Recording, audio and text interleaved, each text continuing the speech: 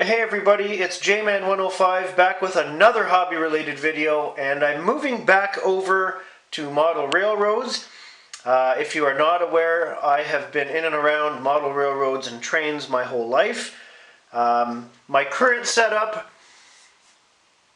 which has taken 12 years to build, looks like this, but I'm not talking about the actual railroad itself.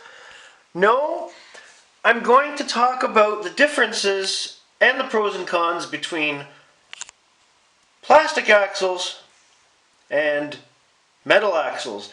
Now, when you buy a model train set straight out of the box, you'll notice that every piece of rolling stock, which is your train cars and your caboose and whatnot, are all plastic wheels. Only the locomotives, or the engine in this case, have metal wheels. And some of the metal wheels on the locomotives have little rubber strips that help them grip the tracks better. Eventually, over time, the rubber does break down, but the reason for this is that because the locomotive is powering the train, it needs a base. It needs something to be able to get the wheels to the tracks and get that power going so it can pull your train. Hence the metal wheels that conduct the electricity through the tracks and or the rubber bumpers that are on the wheels that help them get grip. Now, one of the things I started doing a couple years into my model railroad was I started buying a mass quantity of metal axles and started outfitting all of my rolling stock. I had bought a bunch of them up front, and I had been told by many other model railroad enthusiasts and hobbyists that had more experience than me that it's a great idea and you should do it. So I did. For example, this is a caboose that sits on my railroad. It doesn't really get attached to the train much, unless I'm extending the train. But anyways, like all my other rolling stock on the railroad, I converted it to metal wheels. The big difference you'll notice with the metal wheels right off the bat is the sound they make on the tracks. They actually make a very satisfying sound, whereas plastic wheels, the sound is meh. It's not great, it's okay, but it just doesn't sound proper.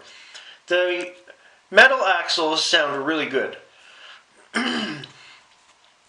Number two, one of the big cons of the plastic wheel, even though they're cheap and they'll cost you a lot less to replace, they don't last as long, they're not as well made, but the biggest problem that I've had with plastic wheels over the first 2 or 3 years of my railroad, they leave residue on the tracks.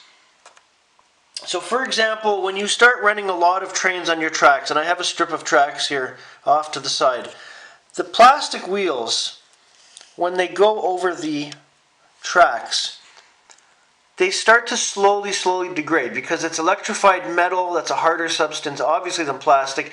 The plastic begins to wear off the axles, and it creates a residue, which means you have to do more frequent track cleaning and scrubbing to get that off, and then you have to eventually start replacing plastic wheels because your rolling stock are bumping and jogging all over the tracks, and it's just not a good situation. When you switch to metal wheels, again, not only does it sound better, but they don't leave any residue behind. It makes the tracks easier to clean, it conducts the electricity better, and overall, it's way better for your model railroad. Now, I'm not saying you never have to clean your tracks, because even using metal wheels, dust, anything, particles get on the tracks. I try to clean my tracks once every couple months for the amount of times I'm running my train. If you don't clean your tracks frequently, you'll notice voltage drops, which can be very frustrating. But the first step to making sure your trains run smoothly is to outfit all of your rolling stock with metal wheels.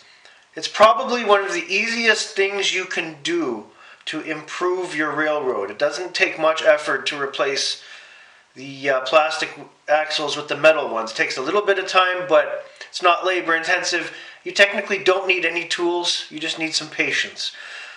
If you have a model railroad and the majority of your rail cars and rolling stock are plastic wheels, I recommend switching immediately. They're not overly expensive. You just have to find a good model railroad shop or a hobby place that sells them. They come in little pouches, I think of 10 and 20 if I remember correctly. It's been a while since I bought them because, again, I bought everything at once and started outfitting my railroad almost instantly. And I have also recently cleaned the tracks again because that's important. But see for yourself. Go get some metal axles.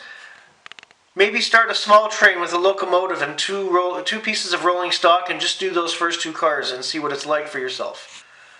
That's all for this video. Don't forget to like, share, and subscribe. And post some comments below about what you do on your railroad. Have a great day, everybody.